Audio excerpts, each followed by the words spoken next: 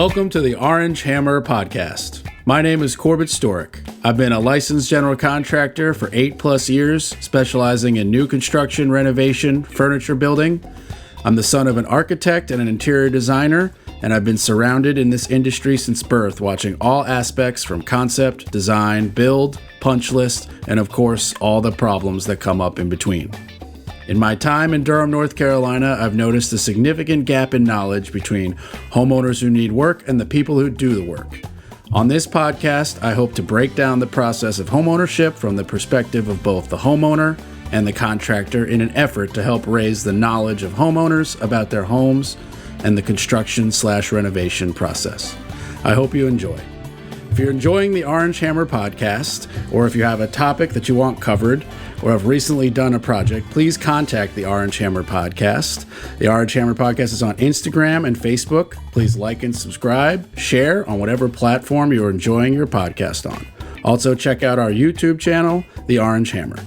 The Orange Hammer Podcast is proud to be brought to you by CRS Contracting LLC for all your construction and handyman needs, new buildings to renovations, furniture building, EV charger install, or even a TV mounted. You can call me, Corbett Storick. It'd be my pleasure to help you. You can find me on Instagram at CRS Contracting. WSDG, the Walter Storick Design Group, specialists in architectural and acoustical consulting. Check out WSDG.com. And Taylor Bragg, for all your artistic needs in all mediums. You can find her on Instagram at brag_about_art. That's brag, BRGG, with 2 G's. She's the fantastic artist behind the Orange Hammer logo, and she did my fantastic table painting of my podcasting table.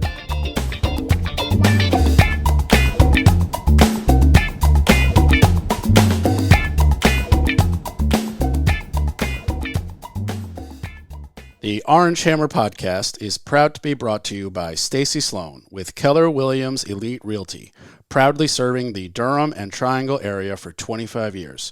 Call Stacy at 919-972-1180. The Orange Hammer Podcast is proud to be brought to you by Rachel Z with Rachel Z Real Estate Team Realty. From the Triangle to the Triad, call Rachel Z at 919-323-6068. All right, welcome everybody to another episode of the Orange Hammer Podcast. Today I have Jim and Lori Hill, who are realtors with EXP. How are you guys doing today? Excellent. How are you doing? I'm doing fantastic. Appreciate you guys making the drive out.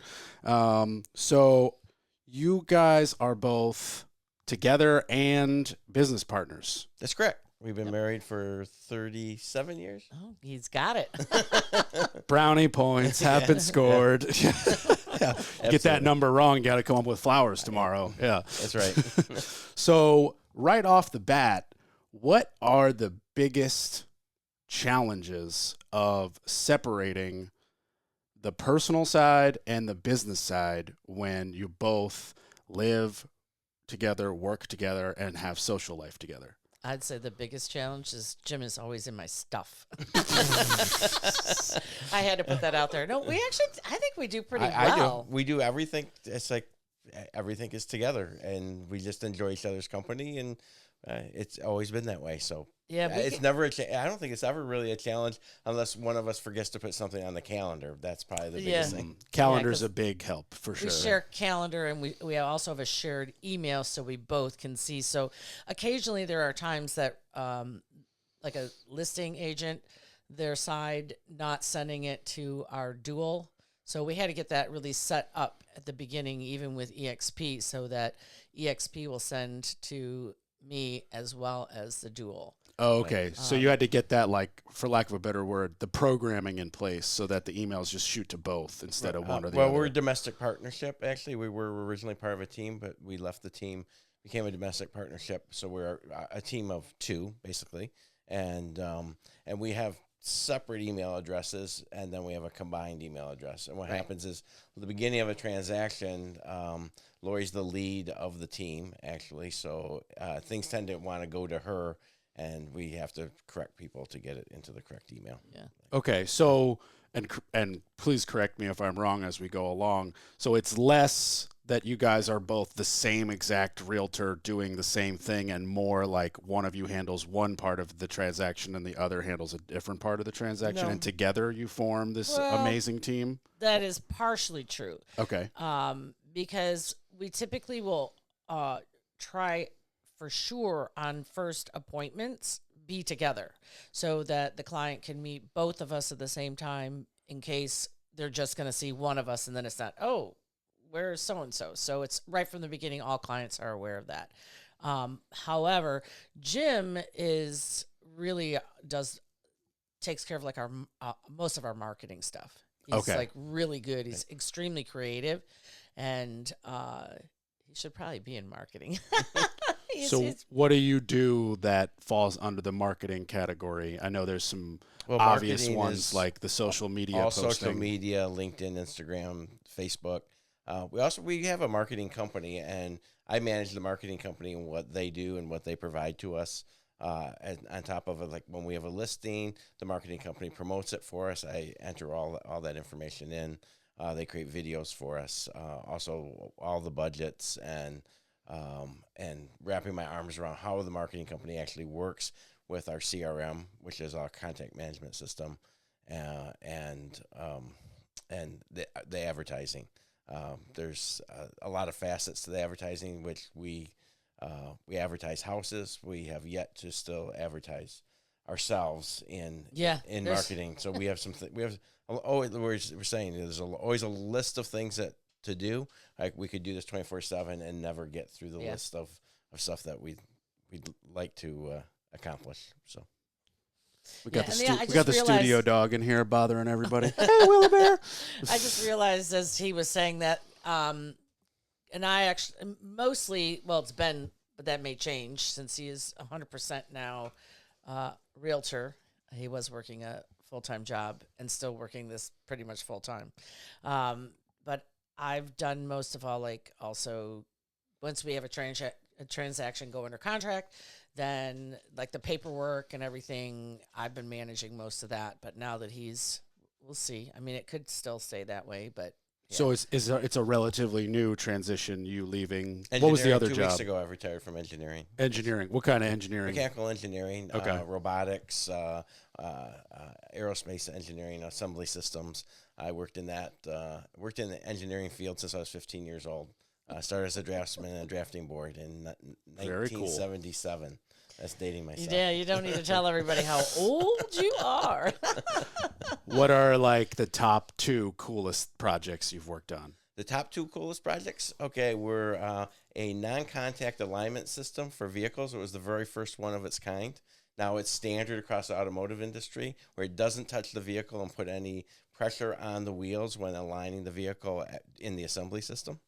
Whoa, okay. Okay. So that's been incorporated in all automotive assembly lines now? Actually, another company took over those ideas and then marketed it throughout the automotive industry. So, yeah. Does the company you were working for still hold that patent? Yeah, I believe so. Nice. I'm not sure how all that played out, but not your problem anymore. Not my problem.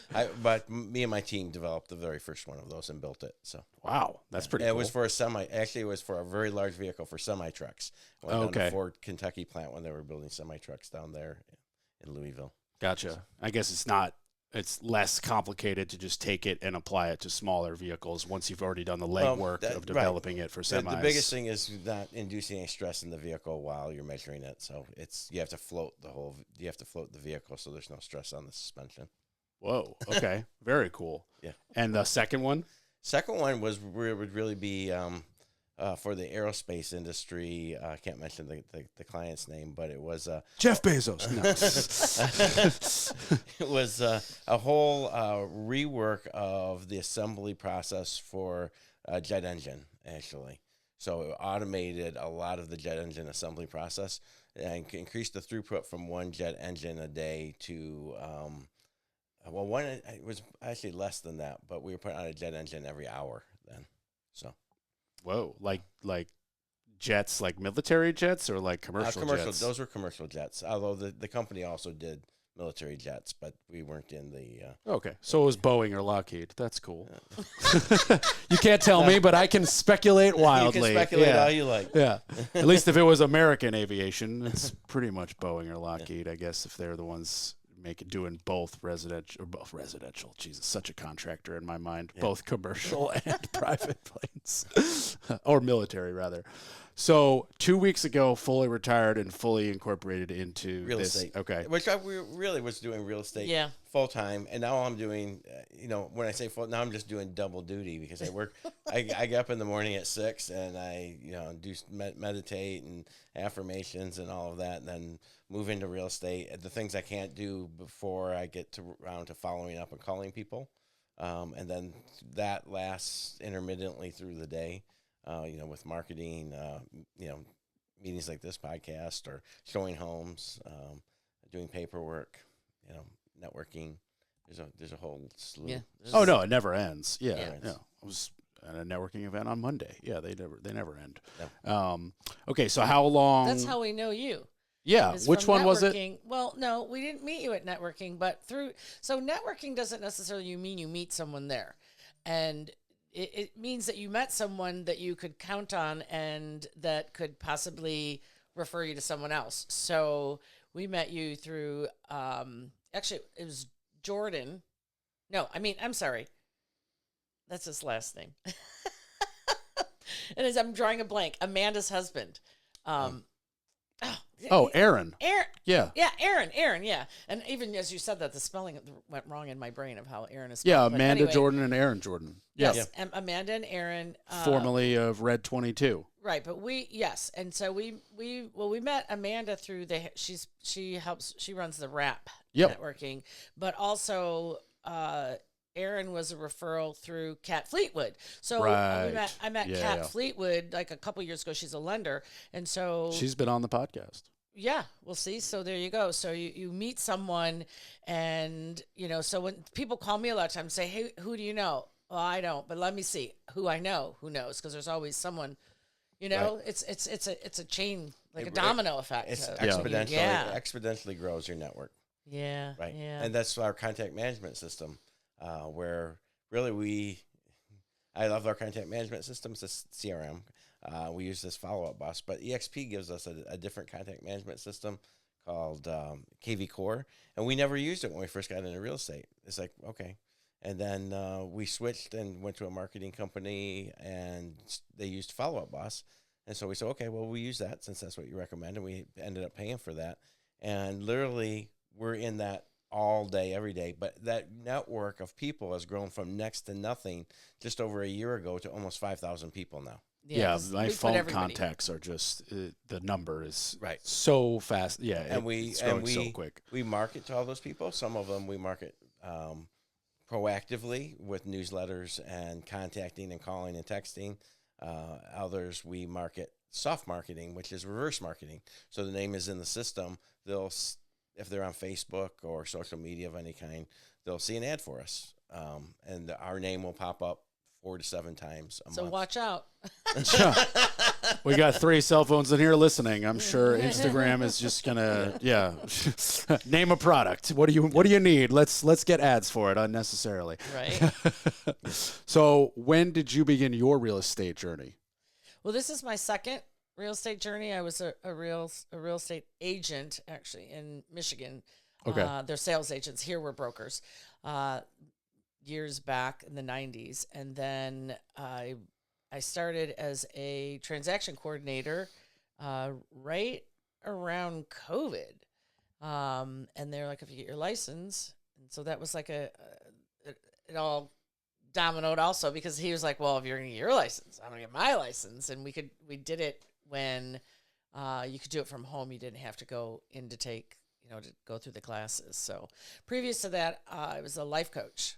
So, and I think that's a great skill to have in real estate as well, because it can be an emotional time. And so sometimes those skills are helpful to help clients.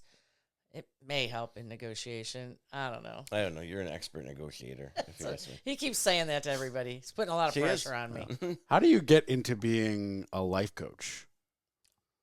Well, I had actual training from the Coaches Training Institute. And then there's a certification process. There's also, a lot of people don't realize that there's an entire federation, the International Coach Federation. And so there are a lot of people out there that are life coaches because they think they handle their life well. There is a difference in life coaching. The training is really to make you focus on the other person. And there's a lot of skills and tools used. So I highly recommend anybody want to do it, go check out. The Coaches Training Institute was one of the first with Coach U. They were the first companies that started coach training. Now there's many. So it did that, and then they also had a leadership program, and so I went through that, and so I learned all kinds of really useful. I more meant like you just woke up one day and you were like, I want to tell people how to live their life. 'Cause my life is so flawless that I just want to wake up and tell people how to live their life. That's more what I'm interested. Like what's going on the day you're like, I'm going to be the one who decides to tell people that I know more and I'm going to coach their life. So you just actually spoke what is not a coach. A true coach does not tell you what to do. A true coach helps you uncover. And what Jim and I, that was the first time we were in business back then. We were part of, and we still actually are a part of USANA. It's a network marketing company. It's a supplement and health company. And USANA, USANA, USANA. They're out of Salt Lake City. Don't they do the testing for the MMA? USADA? I believe so. Yeah. I was like, I know that acronym from somewhere. Yeah. Yeah, they do the drug testing for MMA players. Fighters. They do drug testing, but they are involved with a lot of professional athletes. They take and promote the product. I think that they may be involved with that because what they do is because there's a lot of supplements that will, in drug testing, will trigger a drug test, right? And USANA prides itself. They guarantee that it will not, right? Yeah. So because their ingredients are they're phenomenal products. And we've taken them since 98. And people say, well, you guys don't look like you're in your 60s. I was like, well, I kind of attribute it Stop telling people. Nah, we don't really care. But do not put your address on the fucking podcast. No. You're just like throwing personal information, all that. Yeah. No, my blood type is no. O positive. Yeah. Universal donor. AB. Positive. No, so we were that was our first business venture together, and we just do so good together. We do better together than apart. But when we were doing that, we met so many people that had all these dreams that was like it was a combination of things. I was going back to school, and the counselor, after the things I picked and explained, because one was psychology actually, and she said, there's this thing called life coaching, and so I was like, huh? And then, but it stemmed from people saying, oh, someday I'll, and I was like, this is a shame that people, and I had this calling to help people achieve their dreams and live the life that they wanted to live. And again, it's not based on me telling them what to do because it's their life.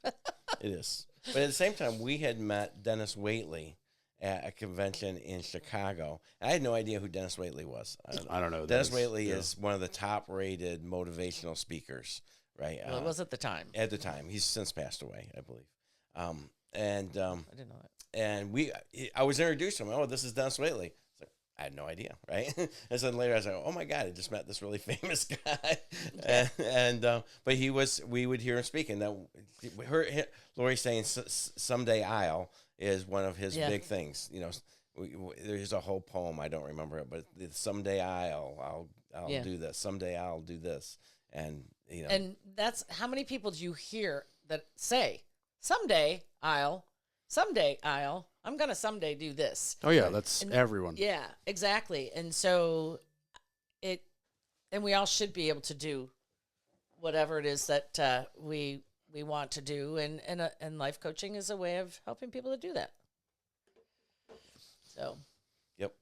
So it came from your literal just everyday life of hearing friends, coworkers, whatever, saying just the way that they were phrasing how they wanted to get things accomplished, or for a better terminology, not get things accomplished because And they were putting things off. It just was there that Right.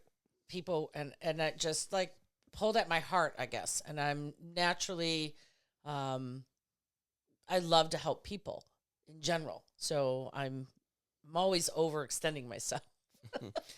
But that's part of real estate, is helping people. Yeah. I mean, that's the core root of what we do in real estate. Because we sell houses. When Lori was in real estate in Michigan, 2 decades ago, she took a Floyd Wickman course, and it was show them 3 houses and sell them one of them. Yeah. Right? Oh, well, you can fix that. I mean, I still can remember all these things, but it was great. It was great training. But Jim and I, we don't sell people houses. Right. Well, we find them their dream, and we help them to get there, whatever it's going to take. I mean, I'm pretty resourceful, and I mean, their dream is my dream in a sense. And so I do whatever I can to make it happen. Right. And the saying is, we're matchmakers, helping people find a home. And after we find them a home that they love, then we're wedding planners. And Yeah. That's a great analogy for what we do, really. Our 2 mottos really are changing people's lives one home at a time, and you have friends in the real estate business, because that's what we are. yeah, most of the people we were just last night with one of our clients for dinner that, who he's bought like, a home. yeah, he bought a home from us, and he's like, next you're coming to my house, I'm making you, because we went to Farina, and he said, next time you're coming to my house, and I make an awesome eggplant parmesan. So right. That's we have. Right. Yeah. We hang out with a lot of we have pizza and wine with clients. They come over to our house. Yeah. We'll go to dinner. And they become friends. I mean, you spend a lot of time with them making things happen for them, and they see what we do. And I think if you look at our Google reviews, I think that shows kind of people have said some really nice things about us, and we appreciate it. Yeah, we plan long-term relationships with, most of them. I mean, I don't know very many. Unless they've moved away. We've sold their home and they've moved away. Well, not necessarily true, because the one we sold their home, and she reached back out and said, hey, this may seem weird that I'm living someplace else and asking you to help me find a home, but she's looking for a home here for a family member. So, you just never know. It's not that weird. I remember I was looking at land 2 states away for half a second, and I contacted my local realtor, and I was like, you can't help me, but I bet you know somebody who can help me. Exactly. And she got me a phone number of somebody who was like, yeah, I can totally be your person in wherever it was, Murphy, North Carolina. We do that all the time. Yeah. We refer out and have people referring to us either in another state Yeah. or even within the state, because there are areas, I mean, we don't do Charlotte. Oh yeah, or even in the same area. My Wilmington. realtor is just like, she can, but she knows she's just not the best at commercial. So I was looking at commercial for half a second, and she was like, it would just be better for you if you worked with our commercial specialist. Absolutely. And I was like, yeah, it would be. And she lost the chance to get that business from me, but she's my entire family's realtor here, so she's not like in a lack of business from us. And she knew that she just wanted to get me the best service, and that just goes right back to what you were saying earlier about how we don't have to actually meet at a networking event to be in the same network. Yep. Your good work will travel very fast, maybe not as fast as your bad work, because that definitely, the bad word travels a lot faster. Like, no, don't use this plumber.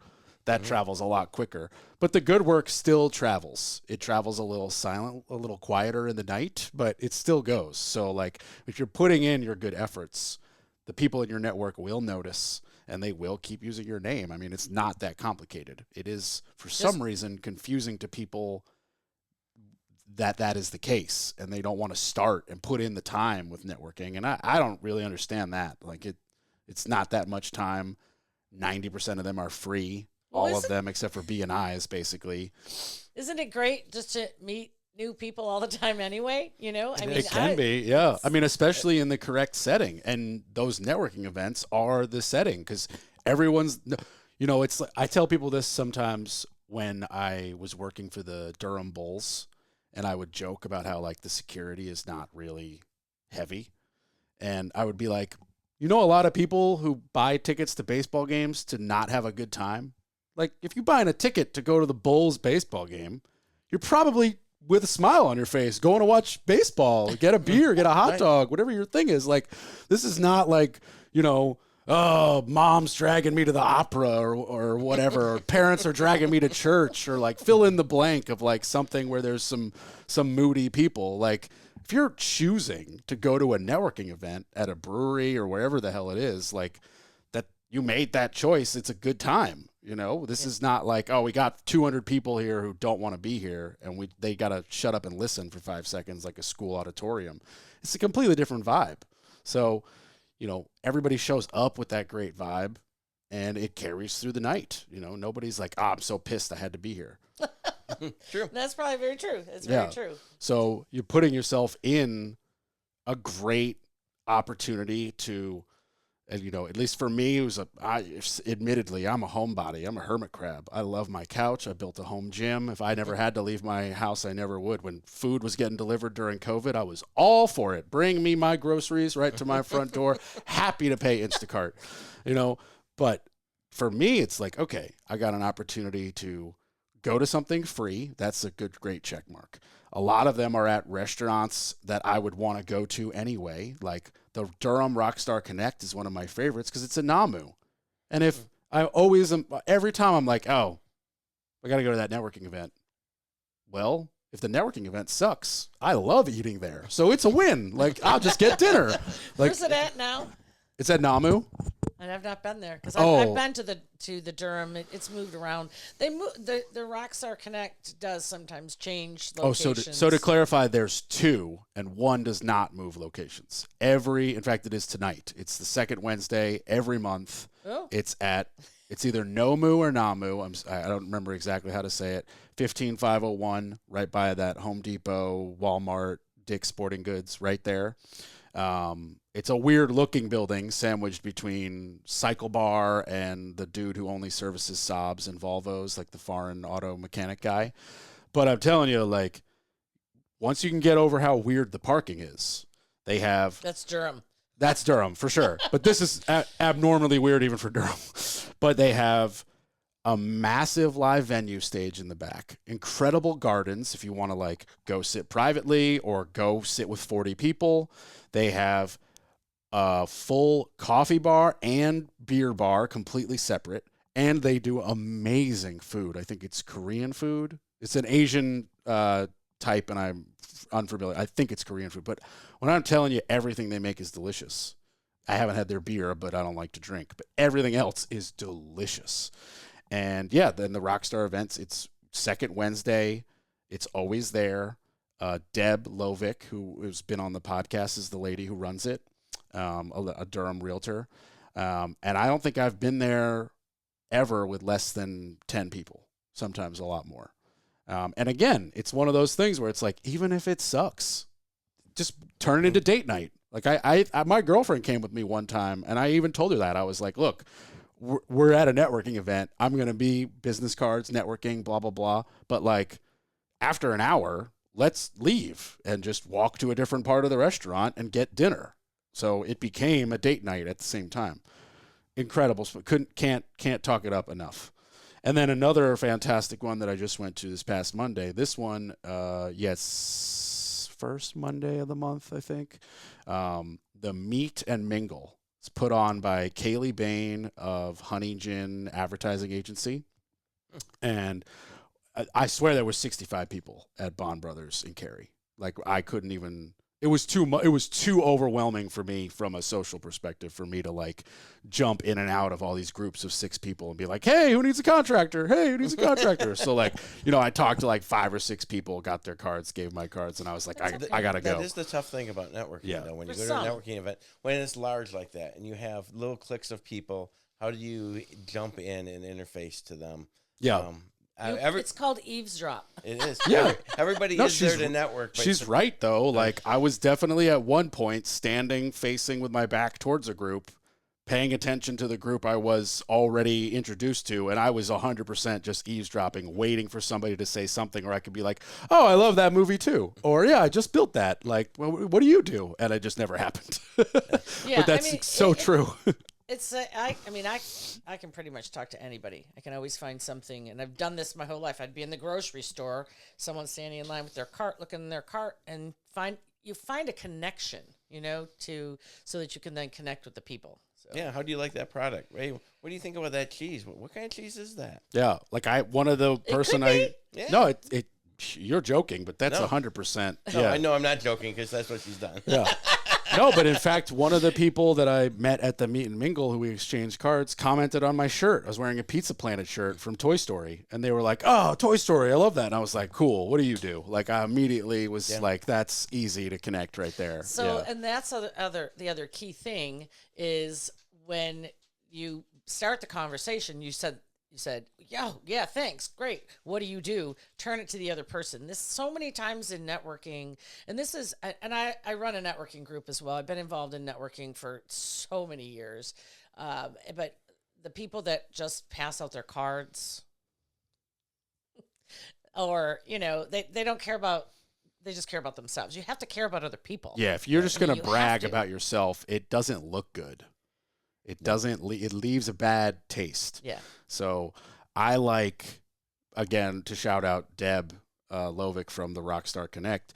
She doesn't even ask what you do. She just says, "What are you working on? What are you working on right now?" Or tell me about you. Tell me about But even that, I feel like, and I'm not saying like that's a bad move. I just think that's almost too open-ended of what kind of response you could get. Whereas if you're like, hey, what are you working on now? That could be, somebody could answer the hobby they just started a week ago. If you're me, the project I'm working on this week. If you're a loan officer, a really crazy loan that you were trying to deal with, or in your case, a crazy client that you're trying to wrangle back to reality because they want a $500,000 house for $300,000 or whatever it might be. Oh, you just show them a few, and then they're like, oh. Yeah. But I'll give her this compliment every time, and I doubt she's even listening, but like, that is such a good icebreaker that doesn't even necessarily have to be about what you do on your tax return, because I remember when she first met me, I wasn't really working. I had just come off a vacation. I had just finished designing my 10th house in 10 years, and we were kind of taking a break, my partners and I was like, crap, I don't have any work right now. I should start going to networking events. And she asked me what I was doing, and I was like, well, I've been working out a lot, and I went to this Bulls game yesterday, whatever. And I was like, it was nothing work related, and I was like, hey, what are you working on? And then she started telling me something work related because she's a realtor, and so you just never know where somebody's at, and you never know where somebody's at. That's the key. Yeah. I mean, even in contacting people, when we contact people, you just never know where they're at. You say, well, they're ignoring me, or they ghosted me, or whatever. You just never know. People come back and say, oh, I'm so sorry I didn't return your call. I was sick. I was in the hospital. My husband had knee surgery. You can make up all kinds of things about people, and usually they're not true. Yep. Right. Yeah. And I know for me, I am working on it, but I struggle with taking it personally when it's not. Everybody does. Yeah. It's not just you. Yeah, everybody does. And that is the key, though. That's the thing. Instead of making up all these stories, negative stories, because you're filling your head with negativity, which the universe is feeling, okay, then you just to say, who knows what's going on with them? And don't take things personally. Right. Yeah. That's one of the 4 agreements. That's right. Yeah. And curiosity is a superpower. Curiosity is one of my superpowers. I learned this from another realtor down in Florida. Is be curious. Yep. Hey, are you okay? You have, I haven't heard from you in a few weeks. Not are you still looking for a house? I was like, are you still want to sell your house? It's like, are you okay? How can we help? Right? Yeah. Yeah. Care about people. Because you run into so many types of people. Arguably, every person is a different type of person. Absolutely. Everybody's so unique, and people want to do things on different timelines. Some people really need a lot more time. I'm one of those people. Some people are ready to rock quicker than you can do the paperwork. Right. You know, I'm one of those people. I remember when I have since purchased the land already, but when I was shopping for land, it was at a time when land was being listed at 9 a.m. and sold at 4 p.m. sight unseen. Right. And I was like, I don't operate like that. I was like, it's just not. So Stacy, shout out to Stacy. Right. She would send me a listing and I'd be like, on a Monday, I'd be like, cool, let's get out there Wednesday morning. And by Tuesday morning, she'd be like, it's under contract. Yeah, and I'd be like, it wasn't meant to be then. No, you know? It wasn't. Exactly. That's a great attitude. That was an insane time when it was, or a Friday, a home was listed. And then Monday, you got 100 offers. Yes. No, Sunday. A lot of times it's Sunday, 5 p.m. deadline. And it even for a realtor, it was hard to put that on the client. Because they looked at the house for 5 seconds. Yeah. They got 15-minute appointments. I mean, it was like. And there's sometimes there's 6 or 7 other people in the house at the same time.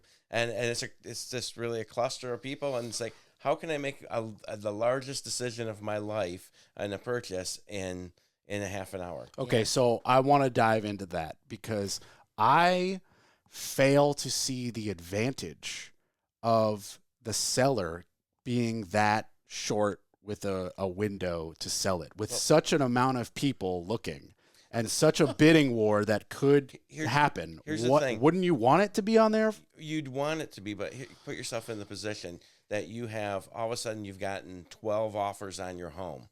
Now, all these people who put these offers in are waiting for a response, right? So they're not gonna be able to put another offer in on a house until you've told them no, right? So it works both ways. You get a dozen offers in, maybe one offer is $30,000 above your asking price. You're going to make that decision pretty quick, and it's unfortunate for everybody else who was looking at the house, but it's what happens. Do you ever have a case where the house is listed and all of a sudden you get all these offers above asking, so you take it off and relist it for more money? No. Okay. That really wouldn't be. I don't even think that would be. That's not ethical. Yeah, that's the first thing. You're right. That doesn't seem very ethical. But you can go back and forth with those people who then, and you could just be like, hey, he's doing 40 above. You got to match it or go up. You don't know what anybody's putting an offer in at. Yeah, right? we don't know the other. First of all, only people that know the offers are the listing agent and the sellers. It cannot be shared. Let's pretend you're the listing agent in this imaginary scenario we're doing, right? Let's pretend you're the listing agent, and they're, in this case, are party A, B, and C, and they all went in. They all started first offer the same, all 20 grand above asking. Do you just write them all back and go, look, there's 3 of you, all 20 above asking.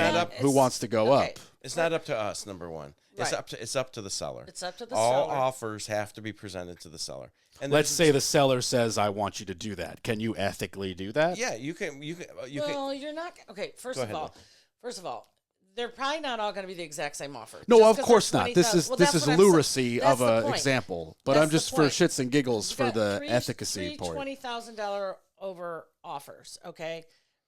Certainly, they're not going to all be matched in due diligence and earnest money. Certainly, they're not going to have the same time frame for due diligence or not, because during that time, many people were waiving. And then closing is the other piece. So, and they could be $20,000 over, and they're a cash offer, or they're a conventional mortgage, or they're different. So there are many terms that come in an offer. And so what we do is we sit down with the seller and we compare and look at what they feel is the best, and then they choose what is the best for them. And they could decline them all.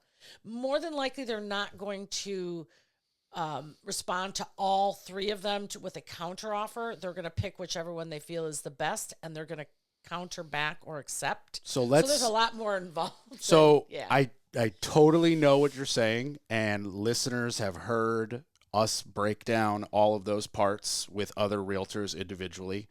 So we get it. Earnest money, due diligence. I 100% understand what's going on there. Out of curiosity, though, in this impossible, completely fake, once again emphasizing, completely fake, not realistic scenario, what do you do if you have 3 identical cash, 20 grand above, like they are identical. Well, What do you do?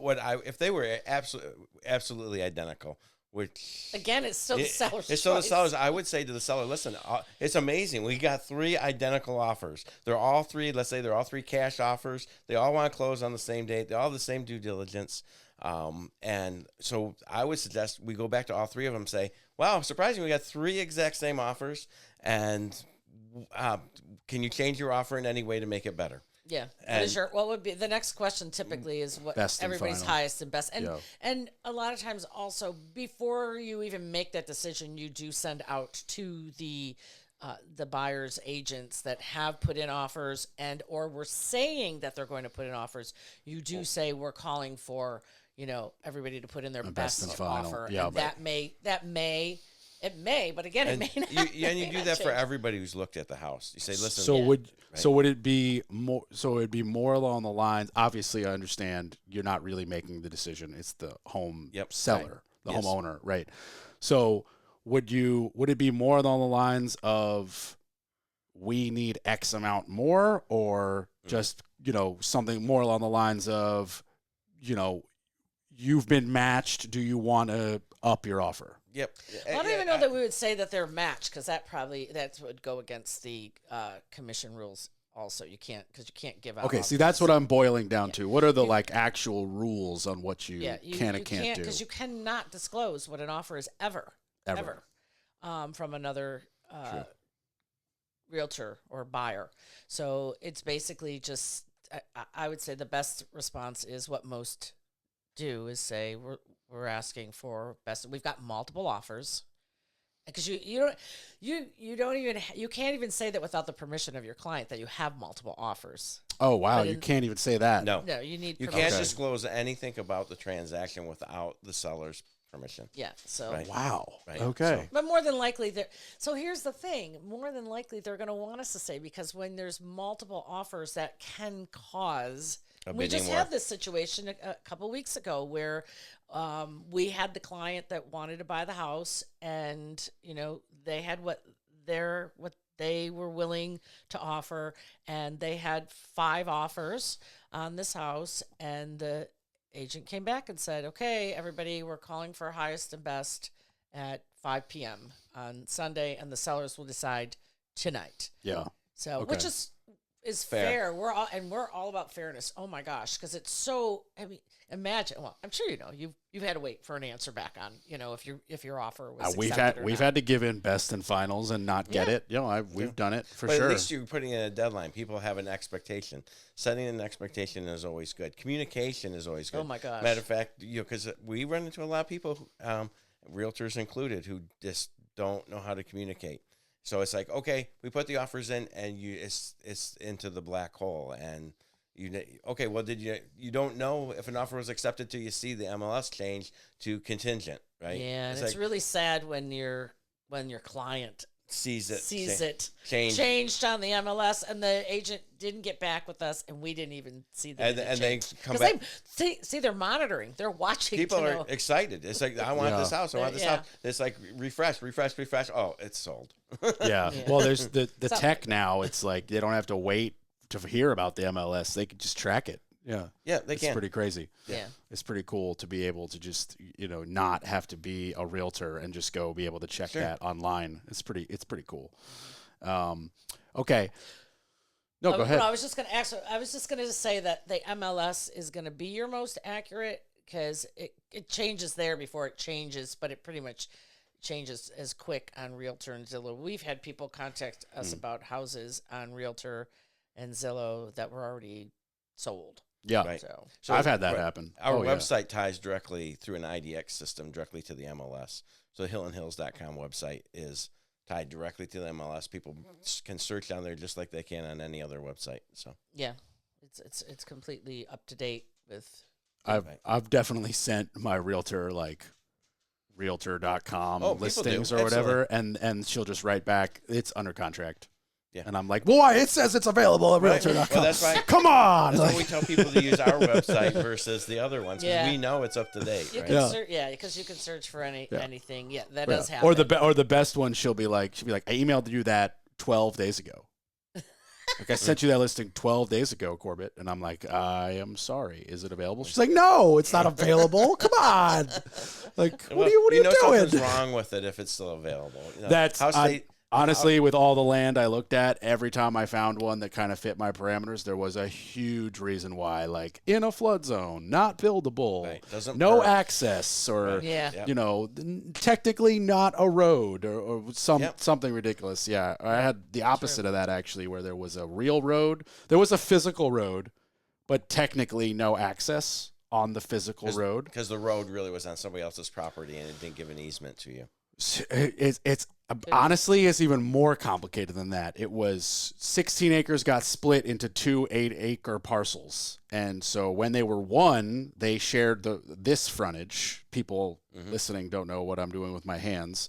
And then when it got split, this back lot had no access, even though there was a road right here that had 12 lots sharing a road maintenance agreement. But to get on the road maintenance agreement was like get 14 people all in a room, and I was like, cool, make the sellers figure that out, and then I'll buy the land. And they just could not figure it out, and after like 8 months, I got impatient. I was like, give me my freaking money back. I'm going to buy somewhere else, and I did, and I'm very happy. But, you know. But that's true. I mean, even like people selling vacant land, especially where there is no like sewer available, and they have to put a septic field in. Yep.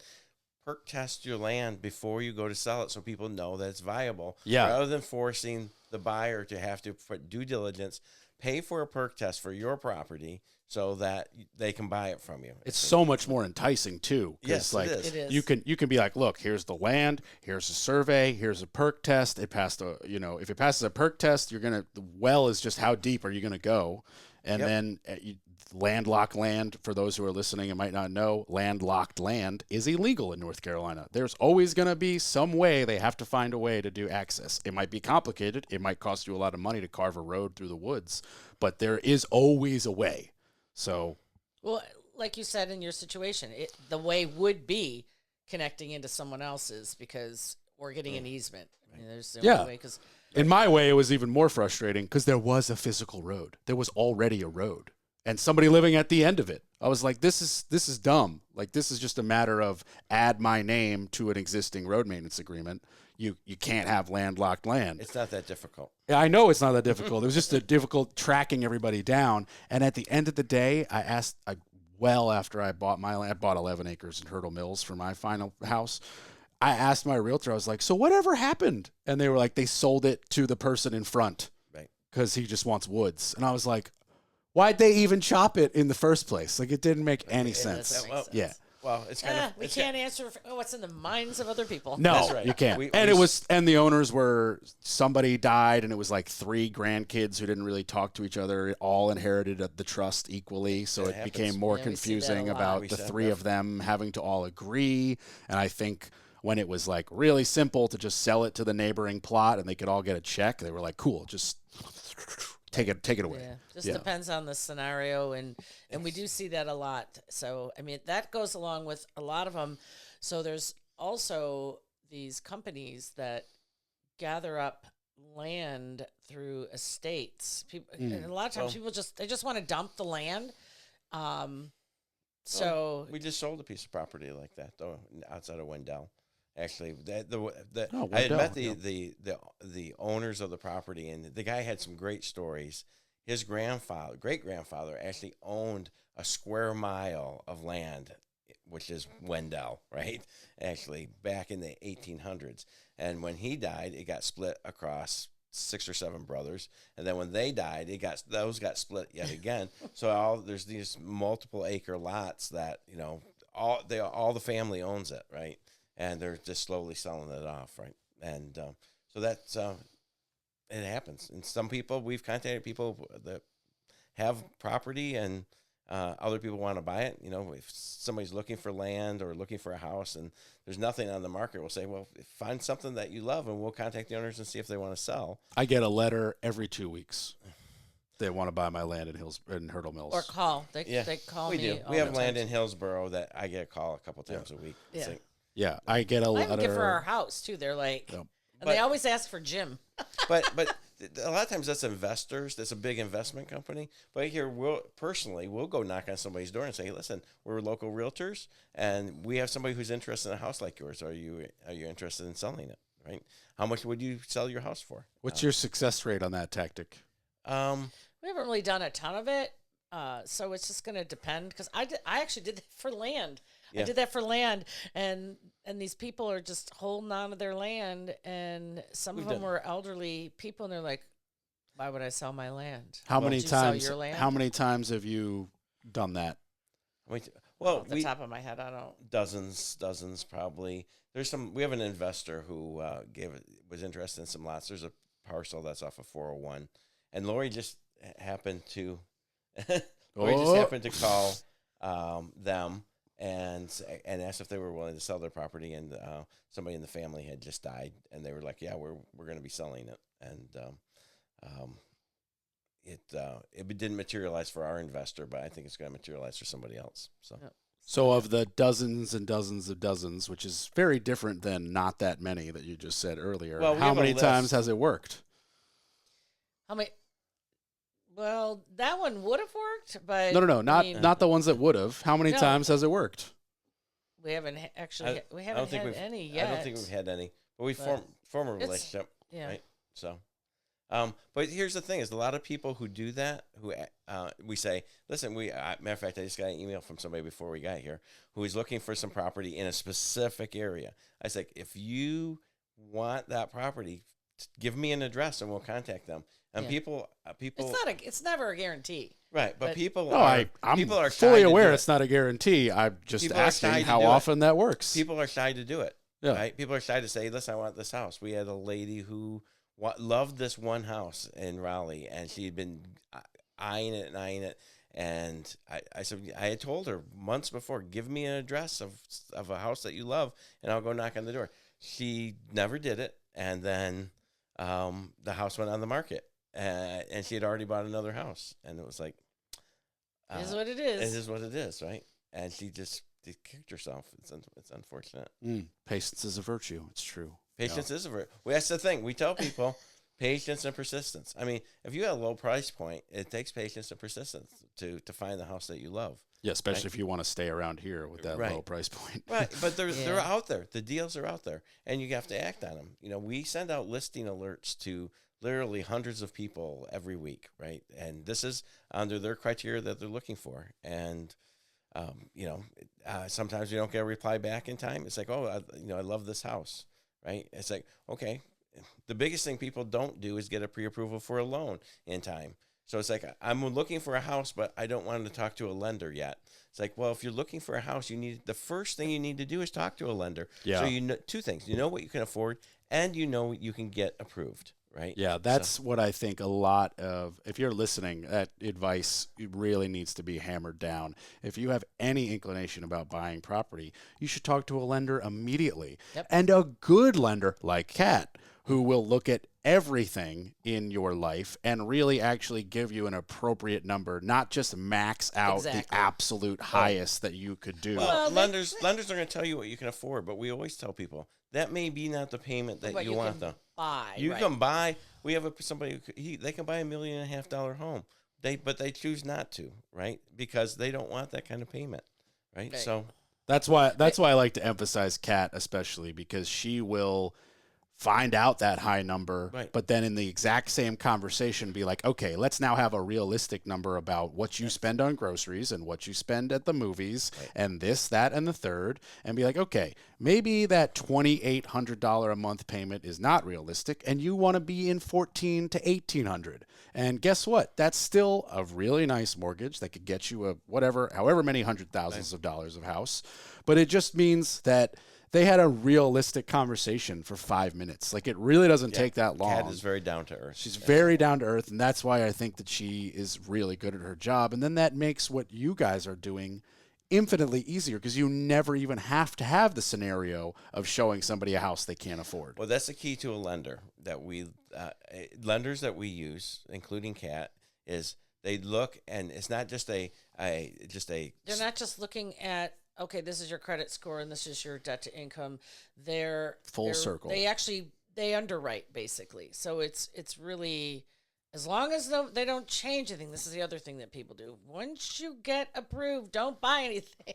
Right. Don't buy a house the same Don't- time you're buying a car. Yeah. Oh, yeah. Yeah. But that's the thing is we tell people that it's like once you get pre-approved, do not make any major purchases. Don't withdraw cash out of your accounts.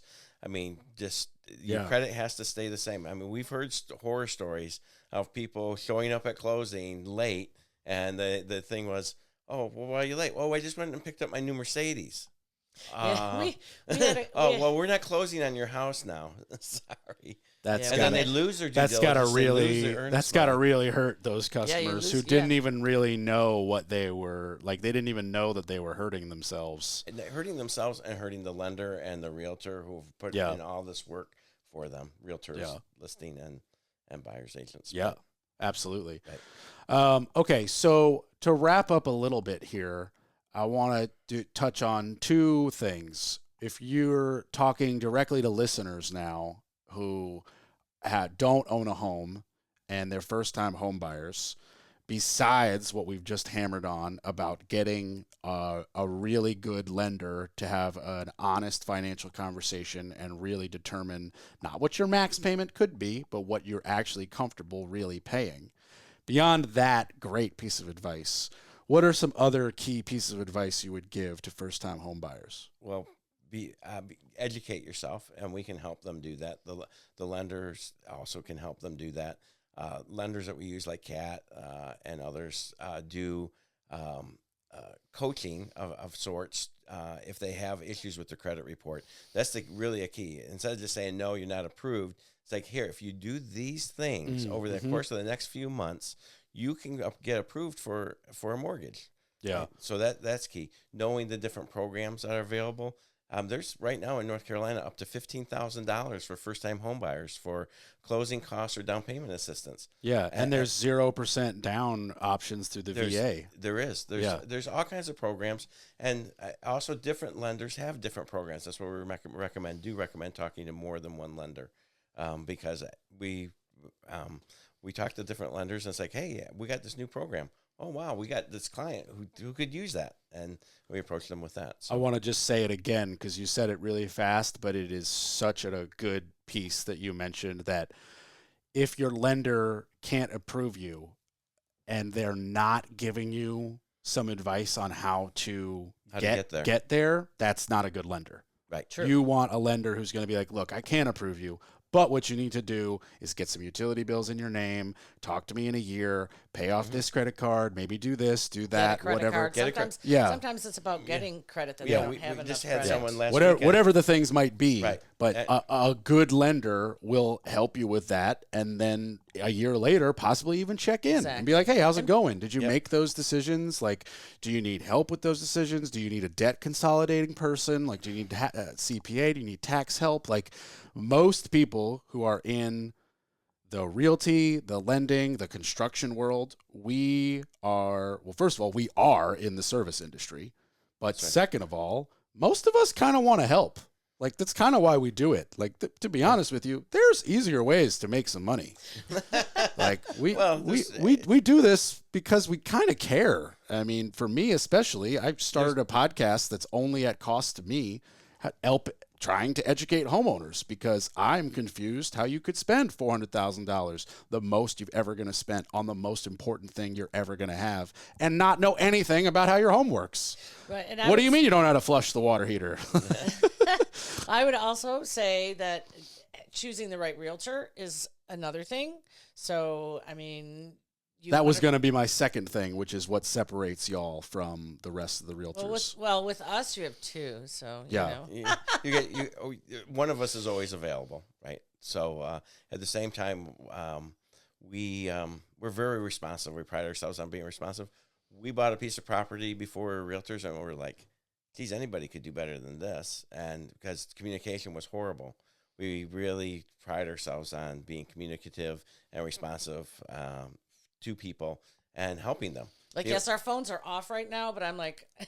No, I mean, I know I have 8 messages when I look at mine after this. It's just the way it works. But if we're on an appointment, we try to still respond, being responsive and just say, on an appointment, we'll call you back.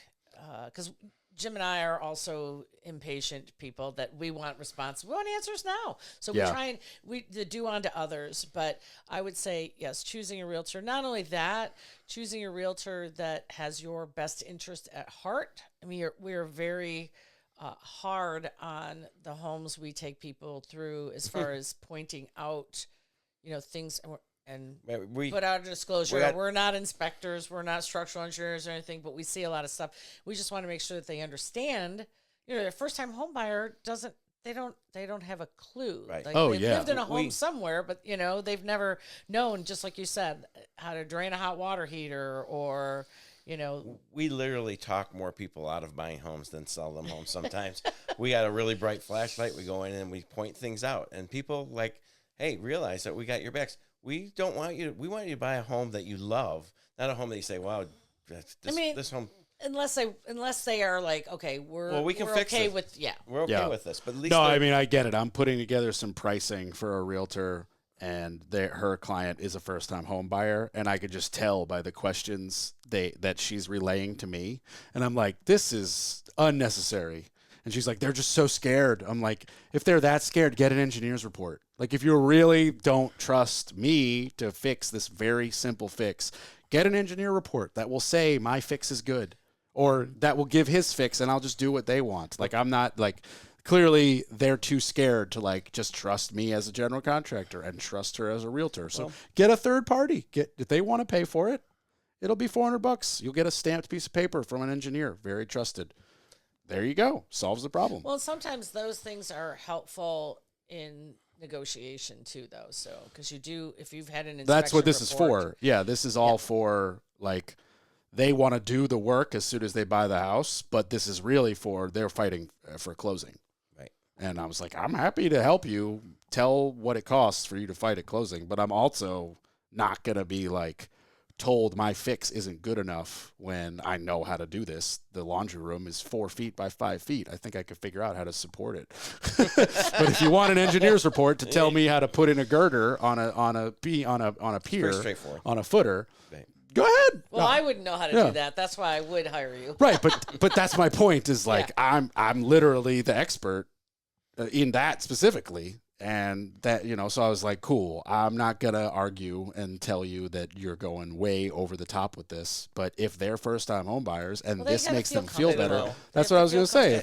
If it's gonna make them feel better, who am I to say what should and should not make you feel better? And you'd have an engineer's report that goes in your file for eternity, and my receipt goes right alongside it, and then it was done. So, okay, sure. It's one of those things. One of my favorite sayings is you don't know what you don't know until you know what you don't know. Jim has a lot of sayings. A lot of sayings. Well, must be an old guy. That's one of my two favorite ones. So, so to wrap up, other than that, you're basically a 2-for-1 situation, which is great. What sets y'all apart? Because like me as a general contractor and you as a realtor and even Kat as a lender, we are a dime a dozen. There are a bazillion of us, and we all have to find some way to differentiate us from the pack. So other than you mentioned insane, very good communication and the fact that you're kind of a 2-for-1 situation. Integrity. Okay. Integrity, and honesty. I think the way that we work with our clients, the way we show the houses when they're buying a house. We do the same thing for a seller. We go out to the seller's house before and, same thing, because we don't want to have them list a house and have issues with that. So we're very particular with the product that we're selling. Right. So that our clients are getting the best of the best. Particular enough to be like, we're not going to sell your house at some point, or you've got to fix that before we sell it? No, it's more along the lines, okay, so what's up with that, that tape drywall coming apart up there? Did you have a leak? Because, you have to disclose things, and what would it take to get that fixed? All right. Same thing with the buyer. You're in and you're like, oh, there's water stains on the ceiling. So if it's fixed, if the issue's fixed, that's what's most important. I mean, that's just cosmetic. Yeah, that's cosmetic. So, and explaining those things, it's knowledge, being able to, help them and get them to understand the different. And again, it's on both sides. The seller's side, the seller's selling a house. You want to sell a good product, and so you go through and you're like, we keep hitting that. It's thing. okay. Don't worry about it. I'm talking with my hands. Do you work more buyers or sellers? Would you say? Mostly more buyers than sellers, but we're moving into more of being listing. Okay. Agents. Not that I love working with buyers, so it's We you love get to going see a in lot there. of houses. Right, and you meet a lot of people, and that's great. But I was just gonna say one of the houses that we listed. We walked through and we're like, okay, you guys probably really want to power wash. I'm gonna tell you, power washing your house makes, and in the end they were like, wow, we're so glad you had us do this anyways, Yeah. I mean, people should pressure wash their house, in my opinion, from a maintenance standard, and minimum of one, more realistically, twice a year. Basically, North Carolina, absolutely. you should pressure wash when you have your gutters cleaned. Also, should be twice a year. Yeah. Yes. In my opinion, most people would never do it. They're at a one if they're even doing it once There's a year. lot. You drive down the street, you notice, as a realtor now, we notice, that house really could use a pressure washing. Yep. You notice the roof. see There's pine everything needles now. all over the roof. Yep. It's like, listen, wash your roof even. I mean, seriously. Makes a big difference in curb appeal. Yeah. The difference is amazing. Especially nowadays when you can get a pressure washing company up there and they're not even really scrubbing anything. They have such amazing chemicals and solvents. They spray it on, they wait an hour, they spray it off, everything washes away. Your house looks like your siding was installed yesterday, and it's like, whoa, for $200. It's really, and it's not expensive. Yeah. That and if you have a driveway and sidewalk, wash that also. Yeah, those big circular pressure washer attachments. Those things are amazing. Those videos on Facebook get me every time. I will just watch. Oh my God, It's like you could just clean it all watch up all day. Yeah, that and those two dudes in Indonesia who build pools in the middle of the forest. I can't. They carve pools out of the ground. You don't know these people? No. Oh my God. Oh my God. Watch a lot of television. We don't. No, they're not on What TV. is your Facebook No, feed? this is on on the Facebook and It'll be in my Instagram. Facebook feed Oh, now. now it totally will be. Oh no, but these two dudes, I'm assuming they're brothers. I don't know, but literally, the video starts with them waking up in the jungle in a cot, and they use just a hammer and a giant chisel, and they'll just go carve a house out of a mountain or carve a pool. It's I've not seen insane. Now I want to see that. Oh my God. Don't let me down. Facebook. Oh my God. Yeah. Facebook, get it together. We know It's really you're. not Facebook. Well, sort of. It's an integration with. We know you're listening. Okay, so lastly, how can anybody listening give you guys a call because they want you to buy or sell their house for them? Well, they could go to hillandhills.com. Okay. HILLNHILLS.com. Yeah. So it's obviously Hill, and it's not it's N Hills because there's two of us.com. Got it. And that gives us a little introduction to us. It's got all our contact information. But they could also just reach out to us via email, which is Jim and Lori. That's got the word and, Jim and Lori. Okay. Hill at Gmail. That's our shared email. Right. We also have separate. Do you want me to give all of our contact information? Telephone Whatever you want to give out. 906-1636 or Lori 586-260-8609. Hey, But I think hillandhills.com is. you never know what people's preference is. I know Right. people who only want to text. So Right. if they've got Absolutely. a number and you're their solution, they'll text you. Yeah. Right. And look for our Google reviews online. That tells a lot about us. Google Hill and Hills and or Jim and Lori Hill Realtor. You'll see all about us. A number of people said, "Well, I know more about you now that I've looked you up," because it's an open book, really. So. And I'm assuming Hill and Hill or Jim and Lori Hill on Facebook or Instagram. Yep. Okay. Oh, yeah. Yep. Instagram, Facebook. We're not on Twitter, though. Not really. Not You don't need to be on LinkedIn. Twitter. Well, LinkedIn is really, we do not have Hill. Yep. Yeah. But Google is probably one of the best. Just Google Jim and Lori Hill Realtors. You'll see. Yeah. And not only that, it comes up with one of our listing presentations.